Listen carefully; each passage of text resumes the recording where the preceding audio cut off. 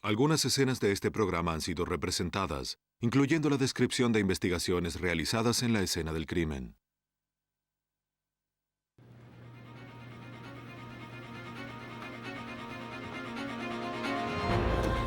Una adolescente es hallada asesinada en su hogar, en Indiana. Y la policía pronto sospecha que no es la única víctima de su homicida. Los detectives corren contra el reloj para seguir la pista de un asesino múltiple en todo el país antes de que vuelva a atacar. Alguien está atacando mujeres ancianas en una comunidad cerrada de California. Sin testigos y con pequeñas pruebas físicas, los investigadores trabajan duramente para encontrar una conexión entre los diferentes asesinatos. Tómale una fotografía. Para los investigadores de homicidios, es difícil predecir cuándo y dónde volverá a atacar un asesino múltiple. ¡Oficial herido! Pero con la ayuda de los peritos forenses pueden aislar pequeñas pistas que tal vez los lleven hasta el asesino sediento de sangre.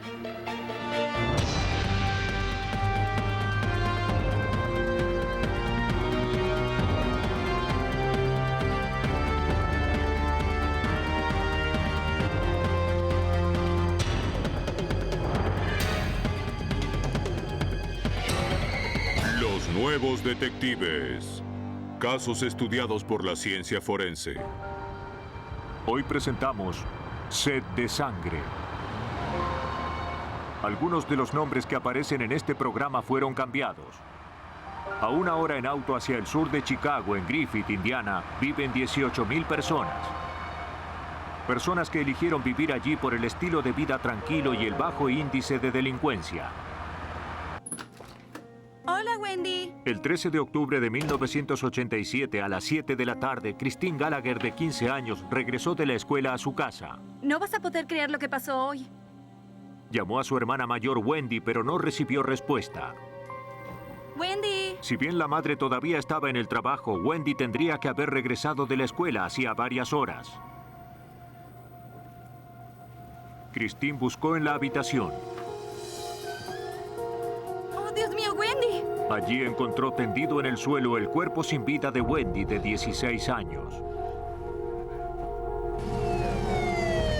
La policía de Griffith y unidades especiales dedicadas al análisis del lugar en donde se comete un delito se dirigieron inmediatamente a la casa de la familia Gallagher. Se condujo a la consternada adolescente a un auto de la brigada mientras los policías ingresaban en la residencia. En la casa, la sala de estar estaba limpia y ordenada. Pero cuando entraron en el dormitorio, los policías se encontraron con una escena espantosa. La víctima semidesnuda había sido amordazada y tenía las manos atadas en la espalda con una sábana. La habían apuñalado una y otra vez. Parecía que habían abusado de ella sexualmente, pero no se pudo recuperar pruebas biológicas. Para el teniente John Mulvery del Departamento de Policía de Griffith, la escena era difícil de entender. Cuando ingresé en la casa y vi a la víctima Wendy Gallagher y vi la manera salvaje en que la habían matado, nunca había visto algo así. Yo trabajo hace 17 años en la policía y participé en la investigación de otros homicidios, pero nunca vi nada semejante a eso. Era una escena muy desgarradora. Los investigadores comienzan a procesar la escena metódicamente. Al lado de la ventana descubrieron manchas de sangre en la pared y en la cortina. Con la esperanza de encontrar huellas digitales, trataron la pared con nitrato de plata, una sustancia química que reacciona con la oleosidad de los dedos y las palmas de las manos. Luego estudiaron la zona con una lámpara y encontraron una huella parcial de la palma de una mano y más manchas de sangre. Se retiró el sector de la pared y se envió al laboratorio criminológico. En la sala de estar, los investigadores recogieron un vaso con huellas digitales borrosas.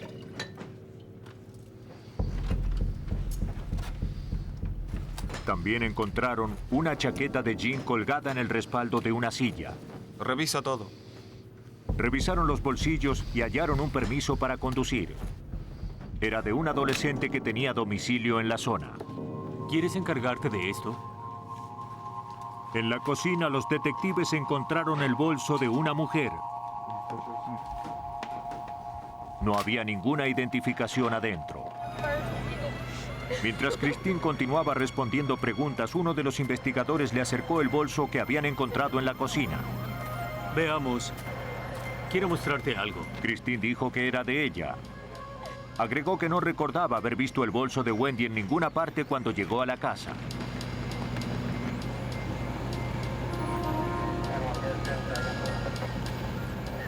Luego la señora Gallagher regresó de su trabajo y le informaron sobre el asesinato. Señora Gallagher, su hija fue asesinada. ¡No! ¡Oh, no! ¿Qué pasó? ¡Oh, no! ¡No! Tranquilícese. Tranquilícese. Destruida por el dolor, le dijo a la policía que no podía creer que alguien hubiera querido matar a su hija. Wendy era una niña muy hermosa y alegre. Cuando les mostraron el documento que habían encontrado en la chaqueta, madre e hija reconocieron al muchacho inmediatamente. Bien, gracias. Era el novio de Wendy.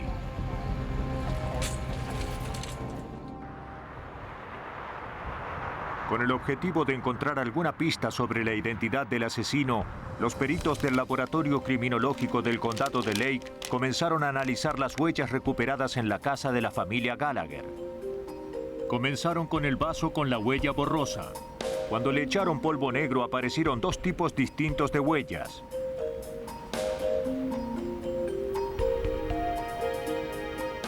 Los análisis de los arcos, las líneas y las curvas que hacen que cada huella sea única establecieron que parte de las huellas eran de Wendy. Pero las otras huellas no coincidían con las de ningún miembro de la familia. Luego los peritos se abocaron al trozo de pared extraído del dormitorio de Wendy. Para preservar la frágil mampostería, trabajaron sobre fotografías.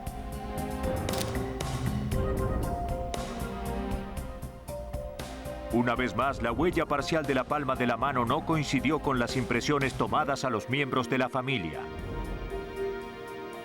Convencidos de que las huellas no identificadas eran la clave para develar la identidad del homicida, los investigadores las procesaron con el AFIS, una base de datos computarizada que contiene millones de registros de huellas digitales.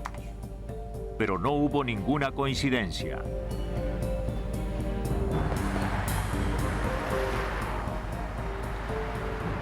Los detectives interrogaron al novio de Wendy. Querían saber por qué su chaqueta y su documento estaban en la casa de la familia Gallagher. El adolescente explicó que Wendy había sentido frío ese día en la escuela y que él le había prestado su chaqueta y ella se la había llevado puesta a la casa. Dijo que había estado en su casa con sus padres cuando ocurrió el homicidio. Ella tenía frío y le di mi chaqueta. También le dijo a la policía que no tenía idea sobre quién pudo haber herido a Wendy. Es extraño, tendrías que haberlo visto. Era muy querida en la escuela en donde era estudiante de honor y formaba parte del equipo de animadoras. El novio de Wendy también dijo que lo pasaba muy bien con ella y que no podía creer que ya no estuviera. Estaba en el fondo del aula. Quiero abrir esa carpeta. Si bien tenía una muy buena excusa, los detectives le tomaron las huellas digitales antes de dejar que se fuera. Pero los análisis de sus huellas luego confirmaron su inocencia. La policía pasó varios días interrogando a decenas de amigos y vecinos de Wendy. Hubo más de 50 sospechosos, pero los análisis de las huellas digitales los descartaron a todos. No obstante, una semana después del homicidio, la policía tuvo una buena pista. Una mujer de Chicago había encontrado el bolso de Wendy que faltaba.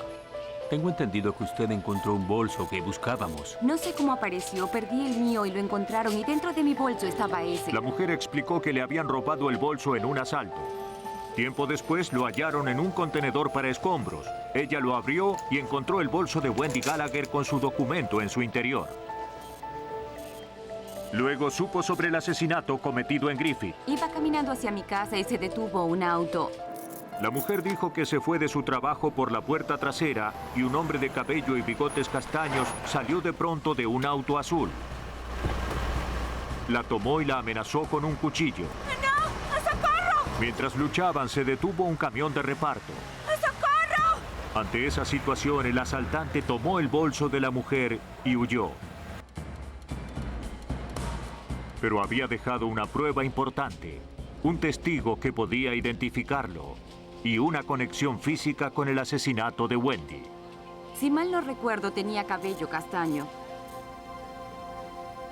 La policía pronto difundió un identikit del sospechoso junto con una descripción de su automóvil azul. Durante varias semanas recibieron muchas pistas como resultado, pero ninguna era lo que esperaban. A pesar de que la investigación no progresaba, los investigadores se negaban a darse por vencidos. Los que habían estado en el lugar donde se cometió el delito esa noche y habían visto a Wendy, sabían que eso solo bastaba para seguir buscando quién le había hecho eso. Los detectives de Griffith tenían un identikit y huellas digitales que podían probar el homicidio. Pero hasta que no se identificara al sospechoso, las pruebas no tenían ningún valor. Ni siquiera el color. Y todo parecía indicar que Wendy Gallagher no sería la última víctima de su asesino.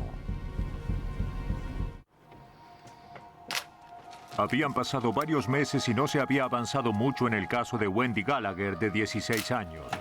Si bien la policía de Griffith, Indiana, tenía un identikit del sospechoso y huellas que se obtuvieron en el lugar en donde se cometió el delito, su identidad y paradero seguían sin conocerse.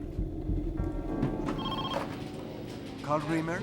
Mientras ellos luchaban para mantener vivo el caso, la policía del condado de Pasco, Florida, a más de 1.700 kilómetros de Griffith, Indiana, encontró una pista. Así es.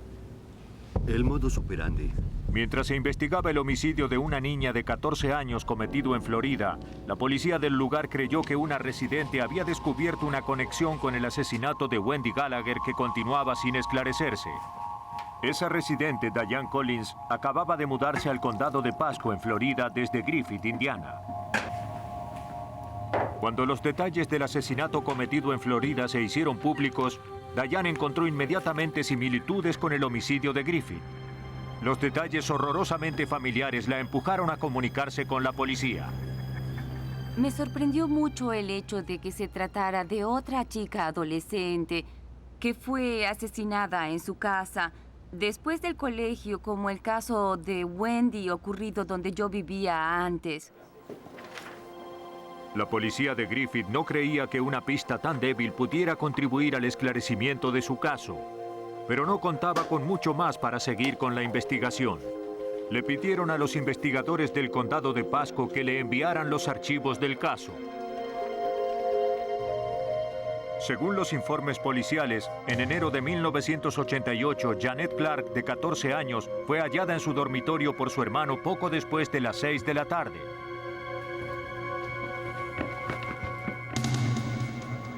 Él y su padre regresaban a su casa luego de hacer algunas compras. Janet había llegado de la escuela hacía unas pocas horas. Cuando llegaron los policías, encontraron el cuerpo semidesnudo de Janet amordazado y atado con las manos unidas con una sábana. La habían acuchillado y violado brutalmente. No se encontraron huellas en el lugar y si bien se recuperaron pruebas de ADN durante la autopsia, los investigadores no tenían ningún sospechoso con el que se las pudiera asociar.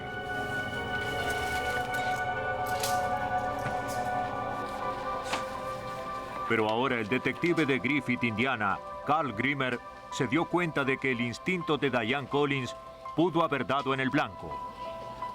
Existía la posibilidad de que los dos casos estuvieran conectados, pero cuando nos sentamos a estudiar las fotografías y los lugares en los que se habían cometido los delitos, vimos que podían estar relacionados.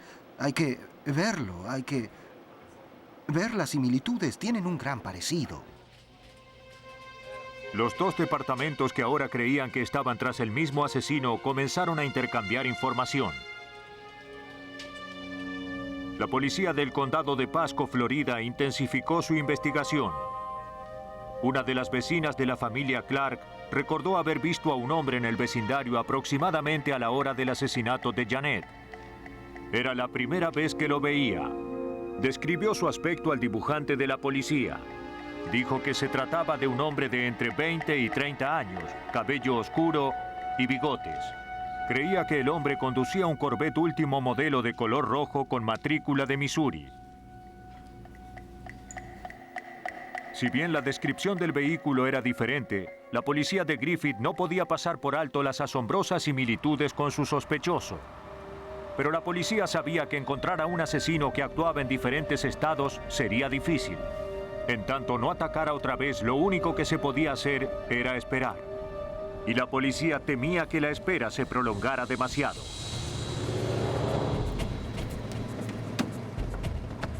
Dos meses después, la policía de Bowman, Texas, recibió denuncias sobre un disparo en un motel local. Los policías que acudieron al lugar ingresaron en la habitación de donde habían provenido los disparos. Allí encontraron a uno de sus compañeros, el oficial Paul Halsey, inconsciente, víctima de una herida de bala. Aquí 10-100, oficial herido. El oficial caído había comunicado hacía unos pocos minutos que estaba siguiendo al conductor de un vehículo robado que acababa de ingresar en una de las habitaciones. El oficial Halsey fue trasladado inmediatamente al hospital, pero sus heridas fueron fatales. Murió poco tiempo después. Un testigo del motel declaró haber oído el disparo y que miró por la ventana. Jeans y una camisa roja. Vio a un hombre de cabello oscuro y bigotes que se alejaba a toda velocidad en un Corvette rojo.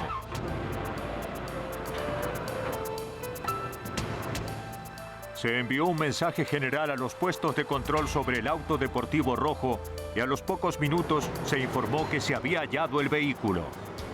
Acaba de pasar por aquí. Va por la carretera, hacia el sur. El automóvil deportivo rojo pudo escapar de la policía durante más de 30 kilómetros. Pero el conductor perdió el control y el auto se desvió bruscamente de la carretera. El hombre huyó hacia una zona boscosa a pie y desapareció. Las autoridades de Texas comenzaron a preparar la búsqueda del supuesto asesino del policía. Mientras la policía de Indiana y Florida trabajaban para encontrar a un asesino múltiple que atacaba a mujeres jóvenes, a unos 3.200 kilómetros de allí, la policía de Bowman, Texas, seguía la pista de un supuesto asesino de policías. Si bien el sospechoso había logrado escapar, la policía tenía su Corvette rojo que había dejado abandonado. Soy el detective Ray Beck. ¿Cómo está? Muy bien. En el interior recuperaron una Magnum 357 manchada de sangre que había sido disparada recientemente. Parece 357. 357. Sí. También encontraron placas robadas, incluyendo algunas de Missouri.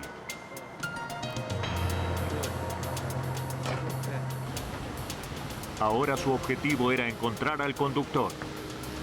El detective Ray Beck del Departamento de Policía de Bowman organizó la búsqueda. Se había corrido la voz y entonces comenzaron a venir policías de todas partes que ofrecían su tiempo y su esfuerzo, así que contábamos con mucha gente. A través de los testigos, la policía supo que el sospechoso se había subido a un taxi y se había ido hacia Houston. Los policías enseguida alcanzaron el taxi. Conductor, salga del auto. Pasajero, suba las manos. El hombre que se creía que era responsable del homicidio del oficial Halsey había quedado detenido. Mantenga las manos en alto. Salga del auto. Mantenga las manos en alto para que las pueda ver. El sospechoso, identificado como Michael Lee Lockhart, de 28 años, fue interrogado en el departamento de policía de Beaumont. ¿Usted le disparó? Confesó inmediatamente que le había disparado al oficial Halsey, pero no dio ninguna explicación. Parecía demasiado sencillo. Robert Hobbs, investigador de la Fiscalía del Condado de Jefferson, recuerda el interrogatorio de Lockhart. Estaba muy tranquilo, muy sereno. Enseguida nos dimos cuenta de que ese hombre no era el típico delincuente del sudeste de Texas y que sería un trabajo difícil para nosotros. El instinto les decía que Lockhart no había matado a un oficial de policía solo por un auto robado. Tenía que haber algo más, mucho más, relacionado con este homicidio. Los investigadores tomaron las huellas digitales de Lockhart y extrajeron muestras de cabellos. El sospechoso quedó detenido acusado de homicidio, por lo que le podía corresponder la pena de muerte, sin la posibilidad de quedar libre bajo fianza. Las pericias balísticas reforzadas por las declaraciones de Lockhart brindaron a los detectives de Beaumont las pruebas necesarias para la acusación. Las pruebas obtenidas en la habitación del motel en donde se había alojado Lockhart indicaban que hacía meses que viajaba de un lugar a otro. La policía encontró varios recibos de hoteles y restaurantes de diversos lugares de la región central de los Estados Unidos. ¿Pero de qué huía? Con la esperanza de encontrar una respuesta, el detective Ray Beck escribió una nota con la descripción de Lockhart y detalles sobre el asesinato del oficial Halsey para una publicación nacional de la policía. La táctica dio resultado. Un detective que investigaba el asesinato de Janet Clark en el condado de Pasco, Florida, leyó la nota sobre Lockhart y el homicidio del oficial Halsey y llamó al departamento de policía de Beaumont. El detective Beck pronto entendió el motivo de su llamado. Uno de los lazos que faltaban con el caso de ellos era que el Corvette tenía placa de Missouri. Y esa era una de las pruebas que nosotros teníamos. La matrícula de Missouri que habíamos encontrado en el Corvette. El detective Beck luego supo sobre la relación con el asesinato de Wendy Gallagher. Los investigadores que trabajaban en ese caso en Griffith, Indiana, fueron notificados inmediatamente y solicitaron que se enviaran las huellas digitales de Lockhart al laboratorio criminológico del condado de Lake. Con la esperanza de obtener las pruebas que necesitaban para probar el homicidio, los peritos siguieron trabajando y compararon las huellas digitales de Lockhart con las que se hallaron en el lugar en donde se había asesinado a Wendy Gallagher. Luego de estudiar y comparar los dos grupos de huellas, el perito Ronald Latch estuvo seguro de que habían encontrado al homicida de Wendy. Las huellas que encontramos en el lugar en donde se cometió el delito ponen a Michael Lee Lockhart en esa casa. Y las huellas de la palma lo ponen junto al cuerpo de la víctima, donde había sangre, y en la cortina y la pared.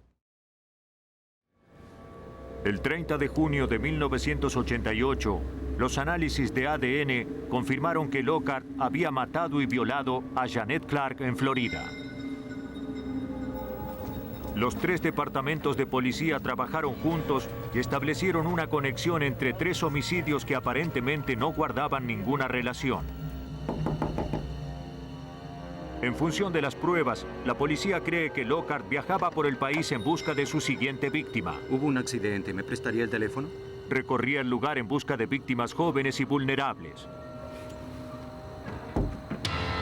Cuando sabía que estaban solas, las engañaba para ingresar en sus casas, en donde las violaba y las asesinaba.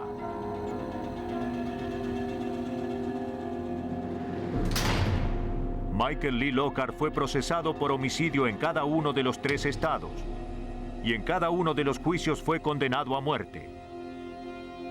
En Texas, el 9 de diciembre de 1997, Michael Lee Lockhart fue ejecutado por sus crímenes. Se necesitó el esfuerzo conjunto de tres departamentos de policía para encontrar a un asesino múltiple que viajaba de un lugar a otro en los Estados Unidos. Pero a veces los homicidas que permanecen en un solo lugar son igualmente difíciles de hallar para los investigadores. El condado californiano de Riverside, situado a unos 120 kilómetros de Los Ángeles, es un lugar elegido por pensionados y personas que quieren huir de los problemas de la vida urbana. Pero el 16 de febrero de 1994, una llamada al servicio de emergencias llevó a la policía del condado de Riverside a un condominio de la próspera comunidad de Canyon Lake.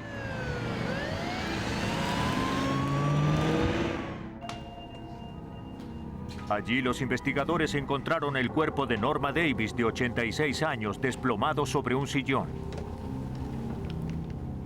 Tenía enrollado un cable de teléfono en el cuello y varias puñaladas en el pecho. Los investigadores comenzaron a estudiar el lugar en donde se había cometido el delito en busca de algo que pudiera decirles quién había matado a Norma Davis y por qué.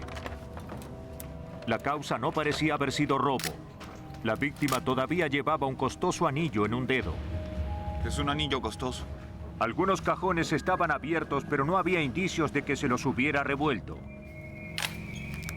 Los técnicos forenses estudiaron el cuerpo en busca de cabellos o fibras que pudiera haber dejado el homicida. En el vestíbulo, los investigadores hallaron una pisada apenas visible en el suelo. Para poder mirar mejor, se oscureció el ambiente. Un análisis más exhaustivo develó que se trataba de polvo dejado por la pisada de un calzado deportivo. Y tomar una prueba tan delicada era difícil. Pero cuando en los lugares en donde se cometió un delito hay pocas pruebas que puedan llevar a la identidad del homicida, una huella puede resultar un elemento vital. Luego de fotografiar la huella minuciosamente, los técnicos le aplicaron una gelatina adhesiva con sumo cuidado para levantarla. Pero los pequeños detalles de la huella no se adhirieron. Quedaría a criterio de los peritos si la muestra era suficiente para realizar futuras comparaciones cuando hubiera un sospechoso, si es que surgía alguno. Afuera, los detectives hablaron con Alice Williams, que había encontrado a la víctima. Ella dijo que había ido a buscar a Norma para su visita semanal a la peluquería. Entró porque Norma no respondía a sus llamados. Y entonces halló el cuerpo. No podía entender cómo había sucedido algo así en Canyon Lake. Resultaba muy extraño, pues esta era una comunidad cerrada y había seguridad las 24 horas. Y tenía bigotes. La ex nuera de Norma, Mercy Pierce, también se había acercado al lugar. Ella también vivía en Canyon Lake. Le dijo a los investigadores que Norma y ella eran muy buenas amigas. Yo la adoraba. Es terrible. Me llamó un vecino. Pero mientras Mary continuaba describiendo a Norma con lujo de detalles, los detectives miraron hacia abajo y notaron que llevaba puesto calzado deportivo marca Nike. Le preguntaron si había alguna persona cercana a Nora que hubiese querido verla muerta. Mary reaccionó con sorpresa e insistió en que ningún familiar podría haber participado en esto. Pero los detectives ya no estaban tan seguros. Se dirigieron al laboratorio criminológico en busca de respuestas, pero los expertos en criminología del Laboratorio Forense del Ministerio de Justicia de California determinaron que se habían borrado todas las huellas de las pruebas reunidas en el condominio. Esa huella pudo haber sido de ella. Ellos esperaban que la huella del calzado que habían encontrado los llevara hasta el asesino de Norma.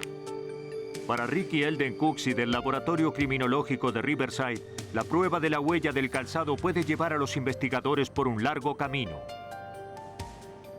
La huella de una pisada puede ayudar a los investigadores si se puede identificar la marca del calzado que dejó esa huella. Hay bases de datos que almacenan ese tipo de información. Podemos saber de qué tipo de calzado se trata y el número de ese calzado. Luego de analizar cientos de diseños de suelas de calzados diferentes, Cooksey creyó que la huella encontrada en la casa de Norma Davis había sido dejada por calzado deportivo Nike. Consiguió un par similar del fabricante e imprimió huellas de prueba. El dibujo de la suela era idéntico. Cooksey había determinado que la huella del sospechoso era Nike Air número 6,5. Lo único que el detective de homicidios Joe Greco pudo inferir a partir del análisis era que el sospechoso era un hombre pequeño o tal vez una mujer. Y ya tenía una posible sospechosa que coincidía con esa descripción. Sospechamos de la ex nuera Mary Pierce por el calzado que llevaba cuando se acercó al lugar del homicidio. Y la marca de su calzado coincidía con la marca que encontramos en la entrada. Y era ella quien la cuidaba, era una candidata evidente. La policía interrogó a Mary Pierce con lujo de detalles y observó atentamente su comportamiento. Ella tomaba sus remedios. Mary dijo que su ex suegra era una persona maravillosa y afectuosa que no tenía enemigos. La mayoría de los días los pasaba mirando televisión o leyendo. Parecía tener un muy buen concepto de ella. Era una mujer excelente, de veras. Luego de que respondiera decenas de preguntas, quedó claro para los investigadores que Mary no había participado en el asesinato de Norma. Agradezco su ayuda. Gracias. Gracias. Adiós. Los detectives analizaron muchas declaraciones prestadas por los familiares, amigos y vecinos de Norma, pero ninguna ofrecía información que pudiera ser de utilidad. Pronto pareció que el caso quedaría sin esclarecerse. Sin sospechosos ni pistas firmes, el homicidio de Norma Davis jamás sería resuelto. En Riverside, California, la investigación sobre el apuñalamiento y la estrangulación que causaron la muerte a Norma Davis, de 86 años, en su propia casa en Canyon Lake, no avanzaba. Atención unidades, tenemos un homicidio. Mientras los investigadores luchaban por mantener el caso abierto, los residentes de Canyon Lake volvieron a llamar al servicio de emergencias. Otra mujer había sido hallada asesinada en su casa.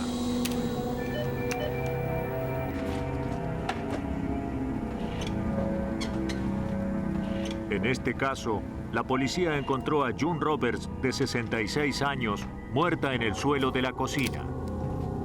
Para todos los que se encontraban en el lugar, la escena era inquietantemente conocida. Si bien June Roberts no había sido apuñalada, llevaba un anillo costoso y tenía enrollado un cable telefónico en el cuello. Había tarjetas de crédito esparcidas alrededor de su cartera y no parecía faltar nada.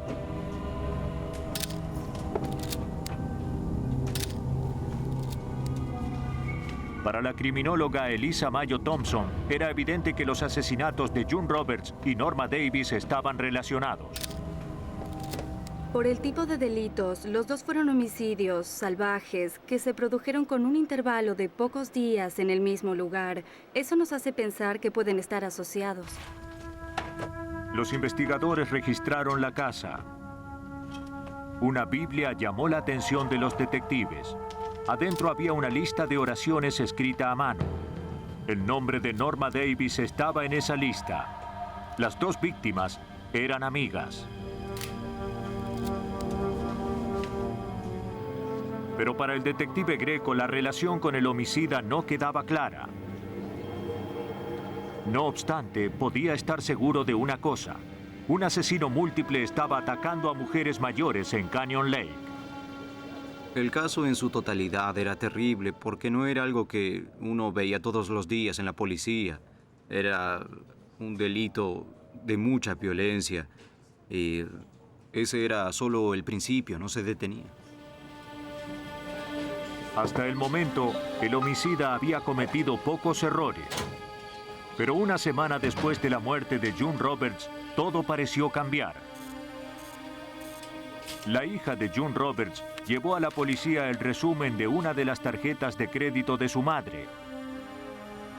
Alguien había salido a hacer grandes compras inmediatamente después de la muerte de June. Se habían adquirido joyas y ropa, entre otras cosas. Era el dato que los policías estaban esperando. Ahora tenían una pista para seguir investigando el caso. Comenzaron por la joyería en donde se había realizado la primera compra con la tarjeta de crédito de la víctima. Soy el detective Greco del Departamento de Policía del Condado de Riverside. La empleada recordaba vagamente esa venta. Dijo que una mujer rubia estuvo en la joyería y compró un costoso par de pendientes. La mujer pagó los pendientes con una tarjeta de crédito y firmó el comprobante con el nombre de June Roberts. La empleada no pudo brindar una descripción para realizar un identikit, pero entregó a los investigadores una fotocopia de un par de pendientes idéntico al que había comprado la mujer. ¿Hay algo más? Se había establecido un lazo entre la mujer rubia, más allá de quien haya sido, y una de las víctimas. Ahora la investigación estaba bien encaminada. La compra que se realizó luego con la tarjeta de crédito de June Roberts fue en un salón de belleza. Una estilista que trabajaba allí recordó a la mujer que se había presentado como June Roberts. Dijo que tenía entre 30 y 40 años, llevaba el cabello rubio y era de contextura mediana. Con la esperanza de que se abriera una pista, la policía decidió estudiar todos los delitos violentos denunciados en esa misma zona. La táctica produjo como resultado una posible pista. Una mujer mayor que era propietaria de una tienda de antigüedades a solo unas calles de Canyon Lake había sido atacada hacía poco tiempo. Vino una mujer joven de cabello corto. Dorinda Hawkins, que todavía se recuperaba en el hospital, apenas sobrevivió al ataque. Contó a los investigadores que una mujer rubia había entrado en su tienda de antigüedades para preguntar por unos marcos. La condujo al fondo para mostrarle lo que podía ofrecerle y la mujer de pronto la atacó por la espalda. Fue entonces cuando Dorinda sintió que una cuerda le ajustaba el cuello. Me puso una cuerda alrededor del cuello. Dorinda le dijo a los detectives que comenzó a suplicarle que no la matara. Llévate lo que quieras, toma todo lo que quieras. Tengo 8 hijos, no me mates. Y la sospechosa le dijo... no hago esto por el dinero. Dorinda pareció que estaba muerta, pero logró recobrar el conocimiento. Cuando se recuperó, notó que no tenía en la muñeca el llavero rojo con las llaves de la caja registradora. El dinero de la caja también había desaparecido. Yo creí que era una broma. Cuando le mostraron el identikit, identificó sin vacilar a la mujer rubia que la había atacado. Ahora era evidente para los investigadores que la sospechosa no era solo cómplice de los otros delitos, sino que se trataba de la asesina múltiple y que estaban ante el caso más extraño de todos. La autora era una mujer. Los investigadores corrieron contra el reloj para encontrar el nombre de la persona del identikit. Como Mary Pierce conocía a las 2 víctimas de asesinato, la policía esperaba que también se hubiese cruzado con la homicida. No llevará mucho tiempo. Permítame hacerle una pregunta. ¿Sabe cómo se llama esta persona? ¿Le resulta familiar? Cuando le mostraron el identikit, Mary dijo que se parecía un poco a su hijastra, Dana Sue Gray. Dana Sue Gray es mi hijastra. A medida que Mary describía a su hijastra, las piezas comenzaban a encajar. La información concordaba con la descripción de la sospechosa que se estaba buscando, en que tenía la llave de la casa de la primera víctima, conocía a la segunda víctima, tenía un pase para entrar en Canyon Lake y ella conocía el lugar. Mary agregó que Dana tenía una casa en Canyon Lake, pero que había pasado por un violento juicio de divorcio y estaba intentando venderla porque le resultaba imposible mantenerla. Su trabajo de enfermera no era suficiente para sostener el lujoso estilo de vida que Dana Sue Gray estaba acostumbrada a disfrutar.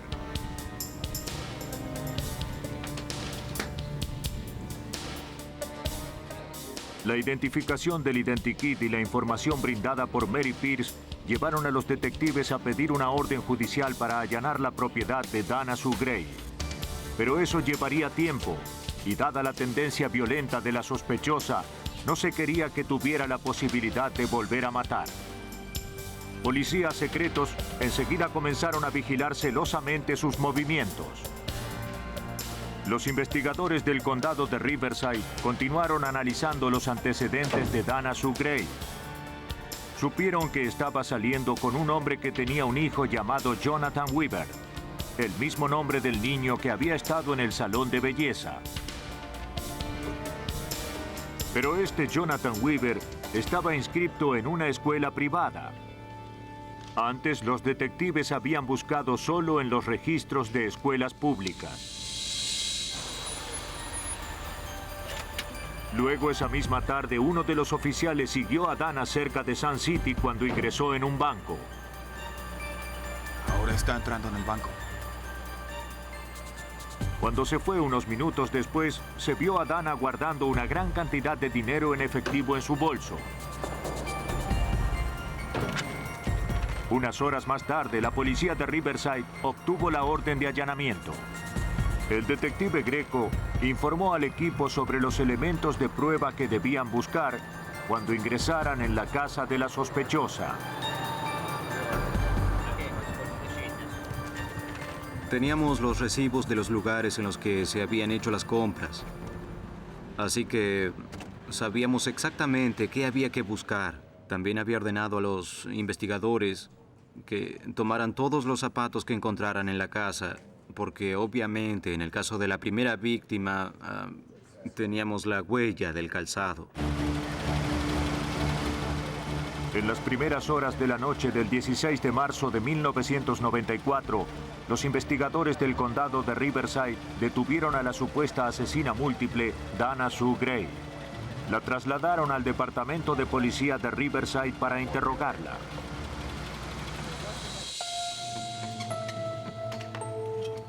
En su domicilio, los investigadores descubrieron una gran cantidad de pruebas.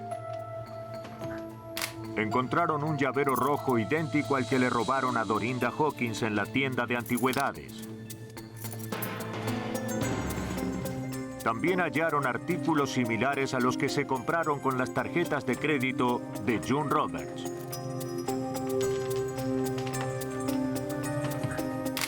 En la cartera de Dana, la policía encontró algo que no auguraba nada bueno.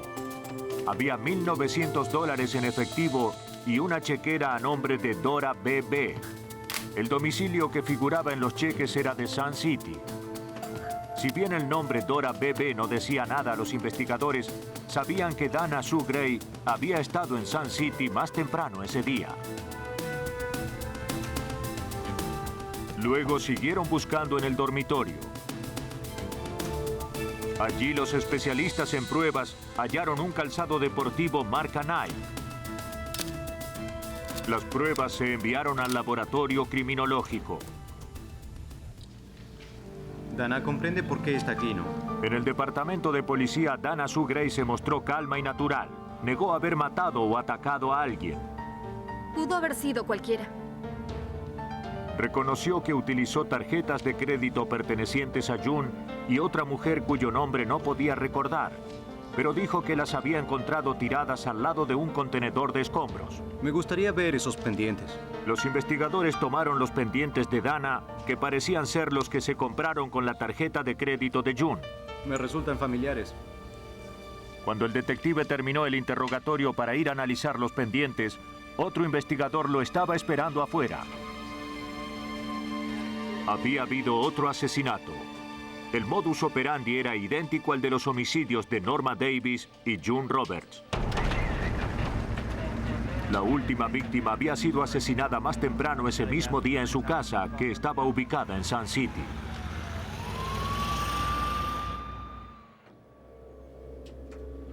La policía de Riverside, California, creía que finalmente había detenido a la sospechosa de los crímenes de Norma Davis y June Roberts.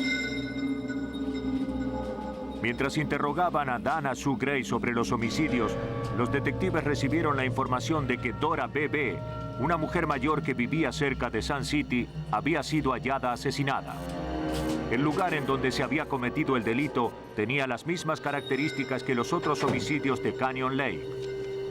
Los detectives recordaron que habían encontrado efectivo y una chequera a nombre de Dora B.B. cuando allanaron la casa de Dana. Dana Sue Gray había vuelto a matar poco tiempo antes de que comenzaran a vigilarla. Ahora necesitaban estar seguros de que no quedara en libertad para matar otra vez. En el laboratorio criminológico, los peritos analizaron el calzado deportivo hallado en el dormitorio de Dana Sue Gray.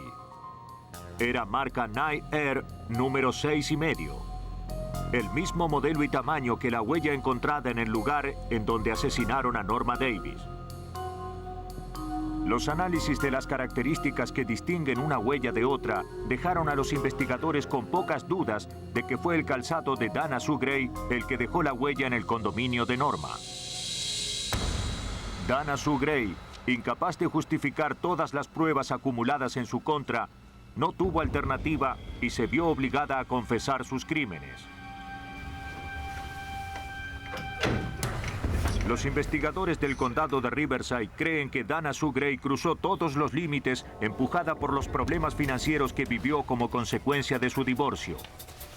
¿Cómo está? ¿Se siente bien?